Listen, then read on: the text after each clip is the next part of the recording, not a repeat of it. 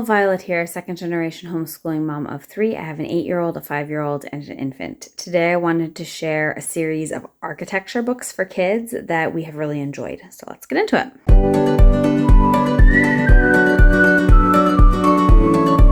So you've probably heard of this author before, David Macaulay. He does The Way Things Work and a few other things, but this is his architecture series. We tie these into history. I think some of these books at least have been suggested in our various history programs.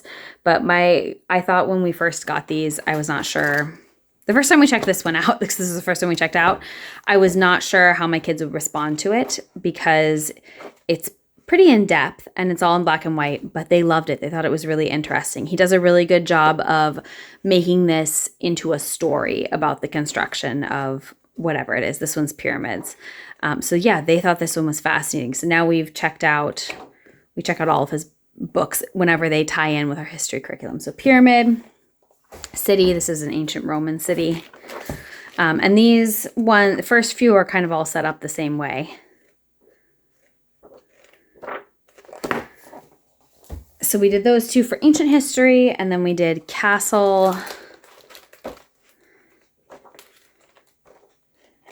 And I should say the stories that he has, all the things that he's drawing about, like these buildings, are all fictional, but based on real historical ones. So like this is a made-up castle and a made-up city, but it's based on real ones, and he has, information in the back. And then we also did mosque with medieval history, and this one is the first one that had color, which I actually feel like some of these color illustrations are less clear than the black and white ones. We still enjoyed this book and it was still really cool, and it's hard to reproduce something like this in black and white. But for some of the building ones, I felt like it was a little bit less architectural and a little bit more almost like artist notebook style or something, which is fine. It's kind of neither here nor there. This next one, Cathedral, is actually a revised, updated, and colorized version, and he's updated 3 Cathedral. He actually updated Mosque. It was already colorized, and then he updated a couple of the pictures. I'm not totally sure why, but I think the updates were really, really small, whatever they were. And then I can't remember the last one that he has colorized and updated, but you can actually buy all 3 of them in a collected volume. I'll link that below too. But yeah, so with this one as well, I prefer the black and white version. I just feel like it's a little bit clearer. My kids liked the colored one fine. I think you can still understand everything, and things like the stained glass are really cool in color. But I don't know, this might just be me I get visual overwhelm sometimes when books are too busy. And so the black and white was a little bit more straightforward for me personally. But this is still beautiful, and my kids still really enjoyed this book. So yeah, that's that one.